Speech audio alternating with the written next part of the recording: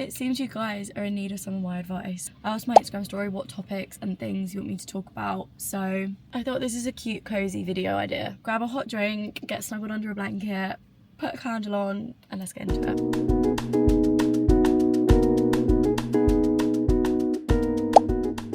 I feel like brick by brick I am building the most gorgeous girly community. I love filming videos like this because it lets me actually answer things you guys genuinely want to know and answer the questions you guys always ask me, and it's just a chance for us all to be besties basically. Make sure to follow me on Instagram if you don't already to keep up to date if I film any more videos like this. We're going in the deep end first. Self-love and how to put it into practice more because I'm struggling. Girl, same. Why does that make me want to tear up? I've realised recently that self-love is at the root of 99.9% of love, 99.9% of life. It's at the root of everything we do. So many things come under the umbrella of self-love. It's self-belief, it's self-worth, self-love. There are so many different aspects to it, and I feel as though any situation in your life, there is always a way you can turn it back and be like, if I showed myself some more self-love, how would it change the outcome? I'm literally filming a vlog today of the other side of not giving up.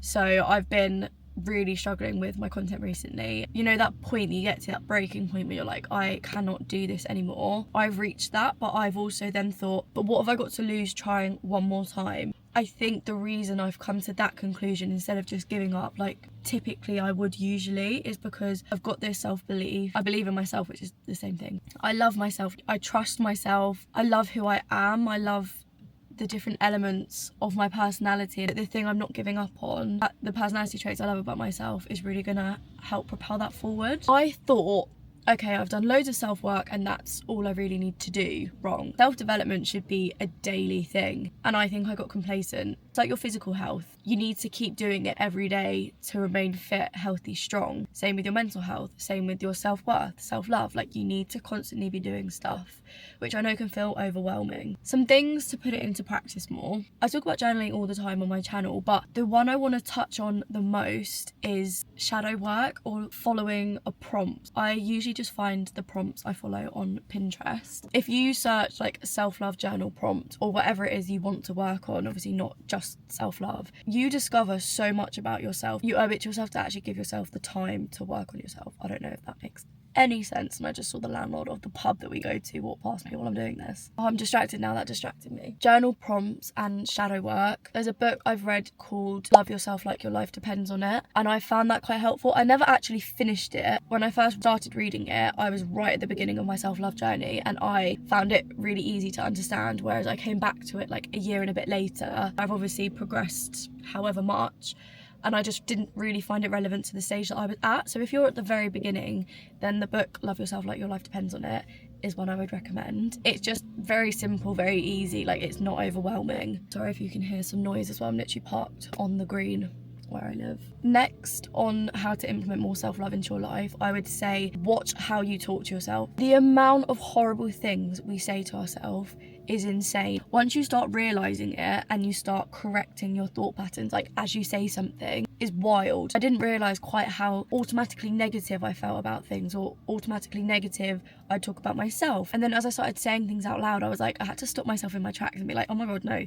Rewire that thought, say it a different way, or say it more positive, say it in a way that you're giving yourself a bit more grace. That's not giving yourself excuses. It's knowing when you are genuinely being way too hard on yourself compared to giving yourself a bit of tough love. I feel like there's a big difference between the two, and learning the difference and learning when to talk to yourself differently really helps. I feel like the joining point of all of it is that it comes from being present, taking notice of you, your life, your surroundings, just doing normal journaling, brain dumps. Because when you're present and when you're not just relying on your subconscious pre-learned behaviours and ways, that's when you can allow change to happen and change your neural pathways. I think that's it. I listened to the audiobook. Oh, what's it called? It's a Joe Dispenza one. I'm gonna have to Google it. I listened to the audiobook, but I've also got the physical book. Joe Dispenza book. Breaking the Habit of Being Yourself, that's it.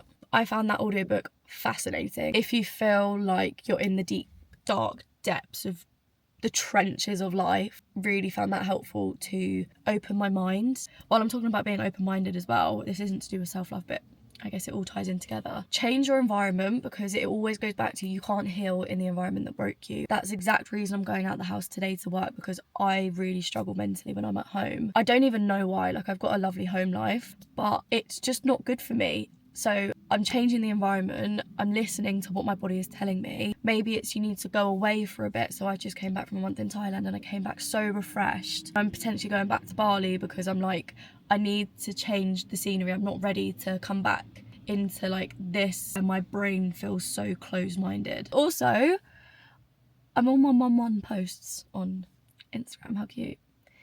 Angel number.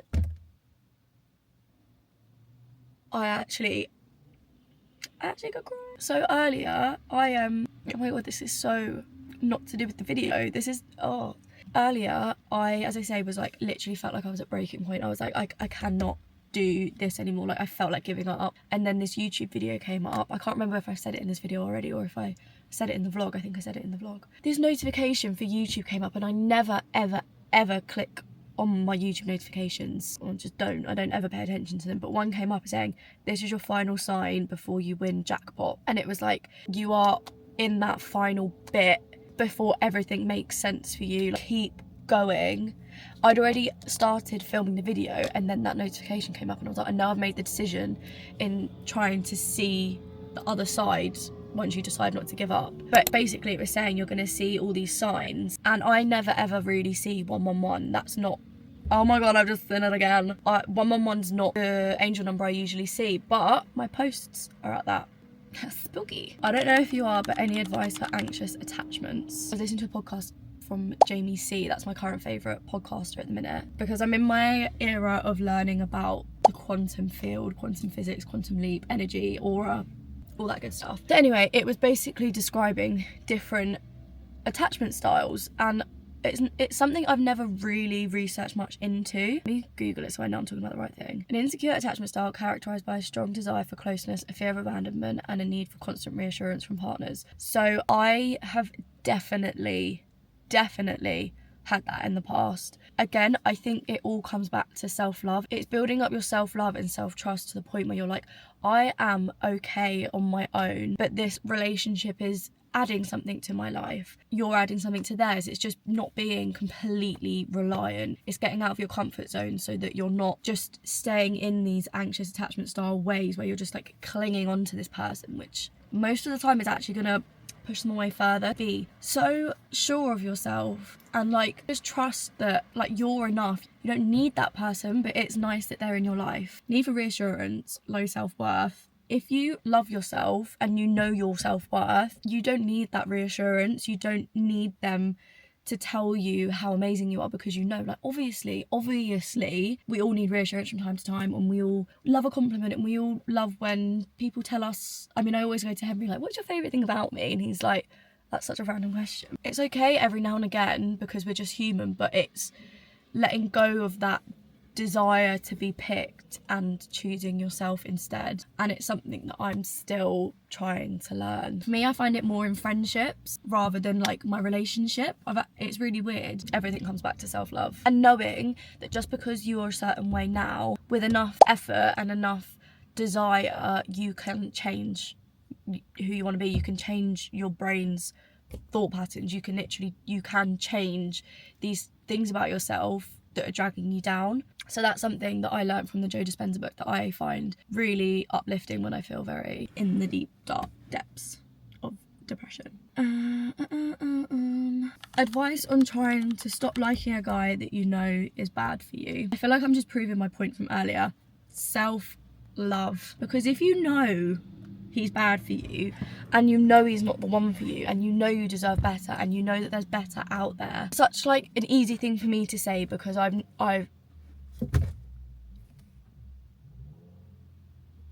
oh my god. Oh. Okay, I'm back.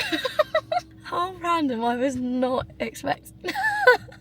Bless her. She just kept reversing. Basically, as I said, I'm parked on the green and then this lady just kept reversing and I was like, is she gonna hit my car? But I didn't hear anything. And she was really sweet. I was like, oh my God, don't stress. Like, she was like, I'm pregnant, and my head's all over the place. I was like, babes, don't stress, like, you're all good. Oh, I feel really bad for her. I felt like I was just like, I wanted to give her a hug, but like, babes, it's literally fine. Like, it happens to the best of us. Like, even if you'd have hit it, then whatever, we'd have sorted it. What on earth is going on behind me?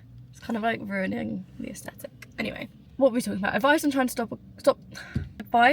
to stop liking a guy that you know is bad for you. The optimist in me, and also like from my own experience, I've always been like, if you're unable to break the attachment, then like keep going back until you hate them, kind of thing. Because the optimist in me is like, because if you give them one more chance, like, it might be your happily ever after, which for me it was. I went back one more time and it was the best decision I ever made. And it's not that dramatic in the sense of like, I went back and it was like this now or never. Like, we were 17, it's really not like a big deal. But I was like, right, okay, one last chance. And like actually telling yourself and respecting yourself enough to stand by that. If you make a promise to yourself, keep it. I think deep down, you know, like, I knew with Henry, I was like, I know we've got something. Like, even I met him when I was 16, I was like, I just know that we're meant to be. Like, even when he didn't even know it himself, like, I just had this gut feeling that I knew. Like, I literally just knew. Your girl's intuition was on top form. Gut feeling telling you to keep going with it is different to like having this obsession and this like need to have them. I don't know, I'm also watching Gossip Girl at the minute and I'm literally like, oh, Chuck and Blair, like, come on, just try one more time. So I'm maybe not the best person to ask relationship advice of, plus I've only ever been in one relationship apart from like year 6 and I had a boyfriend. But apart from that, like, my first and hopefully only boyfriend is my hennas. I miss him so much. It'll be 2 weeks on Monday since I've seen him, which is literally the longest time ever. That goodbye at the airport, because we were together in Thailand for a month, I came home for a bit, hence the weather. He's gone to Vietnam for a few weeks, and then I think we're meeting in Bali next week. That goodbye I would not wish on my worst enemy. I'm really bad at goodbyes anyway, but this was next level. I could not contain myself. I'm going to expose myself here. I'll show you the picture of me at the airport. Tears in my eyes. You can see like how wet my eyes were. It's not funny, but like it kind of is. Like, look how wet my eyes were. Like, exposing myself. But I was literally like, I could not stop crying on this plane. Every time I thought about Henry, I'd just start crying again. You know what they say, distance makes the heart grow fonder. Maybe that's an extra bit of advice. Like, create some distance and see how you feel, because when you're so wrapped up in it, it's hard to see anything else. Whereas when you create a little bit of distance, it gives you time to think about other scenarios and think about other outcomes. And time is always the best thing. Time's a great healer. I've had another one saying confidence tips. Again, I feel like it's going back to self-love. If you know you love yourself so much, you're not ashamed of who you are and these traits about yourself. Like, you've got nothing to be ashamed of. You've got nothing to feel self-conscious about. Like, you are you, that's that. And when you put it in black and white, you're like, oh my God, why do I care? Why am I wasting my energy, my time? Because at the end of the day, we're worried about what other people think. I know what I think when someone does something. I don't care. I literally could not care less what someone does. Or I find it really inspiring, really cool, and I'm like, oh my God, good for them. I love seeing other people thrive. If people are like me, then they're only going to think nice things, or they're just not going to care at all. They're just going to carry on with their life, which is fine. I think if you're someone that is judgmental of other people, that's why you're so scared as well, because you're worried other people are going to be how you think. We've all been there, done that, when we've judged someone or something unfairly or unjustly. It comes from a place of insecurity because they've got something we don't have, or we're jealous of a situation. But like, if you're able to switch your brain to get out of the jealousy mindset and go into the I'm so inspired, I'm motivated, if they can do it, why can't I? Then you're releasing judgment, and therefore you're realising, oh, okay, I don't really care about the people that are going to judge me anyway, because they're dealing with their own battles. I lost my train of thought. Getting out of the mindset where you're judging other people helps you get confident. Everything in the whole wide world comes back to getting to know yourself, spending time with yourself, being present, journaling, mindfulness, like literally everything. I don't even do that much mindfulness. I just do loads of journaling, and even then I don't journal every single day, but I journal most days. And I've started, as I say, doing journal prompts. I do it in a separate notebook because I'm a bit weird with stuff like that. I'm like, different notebooks for different things. The mindset that helps me with my confidence is like, what's the worst that's going to happen and what's the best that's going to happen? The best that's going to happen out of doing something that you feel self-conscious about, or like you're worried about because you're worried about what people are going to think, is your comfort zone is going to expand. And when your comfort zone expands, it then becomes the norm to go out wearing stuff like that, or showing up a certain way, having this characteristic that you usually would hide away. Like that then becomes your comfort zone, and you don't become conscious of it anymore because it's practice, you get used to it. But the worst that's going to happen is someone might say, what the hell are those shoes? Does it really matter? Like, literally, does it really matter? At the end of the day, someone can diss my look, my appearance, all they want. It's if someone was discrediting or being mean about like my personality, my aura, me, that's when I would take offense. I don't know about you, but like, I'm not shallow enough to care about the materialistic parts of someone anyway. Just girl, whatever. And it takes time. You can either like rip the bandage off and just go like full force, like I'm not being self-conscious anymore, I am a confident queen, or you can do it bit by bit, whatever your gut feeling is with it. For me, it's been like bit by bit over years and years and years. It may be that you're just like, no, sod it, I'm not letting this control my life anymore. You can just rip the bandage off. I think that's called flooding in psychology. From the one thing I took away from first year A-level psychology after I got a U. I feel like I've been rambling for so long, so I'm only going to do one more. Making friendships. I'm going to talk from the experience of my 20s, because making friends in your 20s I feel like is a completely different ballpark. Is that the saying? But it's a completely different thing to when I was making friends at school or at college. You make friends because you kind of have to. You keep friends because you don't want to fall out with people. You don't want to make life at school awkward. But for me, I didn't want to stand out at school. I didn't want to say what I thought and be vulnerable, because it could just really be used against you. And it was for a lot of people at my school. So I can't say I necessarily have the best advice on making friends in like your school and college years, because I just pretended to be a different person because I thought it would make people like me more. It doesn't work like that, because they don't know the real you, so you haven't got that real connection. They only know like an imagined version of you. But in terms of making friends in your 20s, again, it comes back to self-love, but I'm not gonna talk about that. By being authentically you and by unapologetically showing up as yourself, you are going to attract the people that are actually on your vibe, on your level. You're being honest to yourself about what you do, like what you want to do, who you want to be. Ultimately, you're gonna then attract like-minded people. I started making new and proper friends in my 20s when I put myself out there more. It's scary because this is me, this actually is me, and because you've not got any armor up anymore, like you're literally just being yourself. It's scary because if someone was to then knock you down, you can't go through life not being you, because then again you'll never experience true authentic friendships, relationships. My friend Celeste says authenticity creates intimacy, and I could not agree more. Because, well, I learned to be okay doing things on my own. It made sure I was doing the things I actually wanted to do. I didn't not do these things because I didn't have anyone to do it with. And because I was going into these environments that was my vibe, I was then meeting similar people. Therefore, creating friendships based on things you actually enjoy. For me, I kept experiencing this same outcome again and again and again, because I was still in this like insecure mindset with friendships and had this like anxious attachment style. I wasn't present enough to realise that, oh, the universe is trying to teach me a lesson here. Like, what am I missing? What am I doing?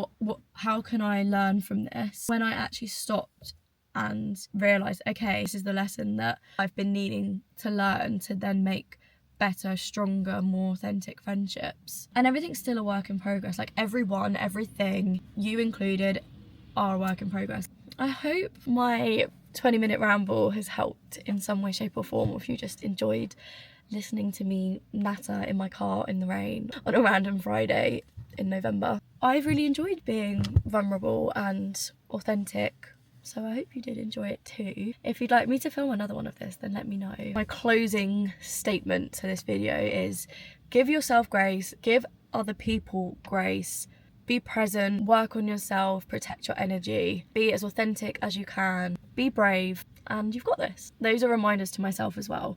I have realised I'm actually quite good at being brave and taking risks, which is something I really like about myself. So I'm just acknowledging that in this safe space of self-love that is my car. Make sure to check me out on my other socials, because I post on there every single day, and I'll hopefully see you in my next video. Love you, bye.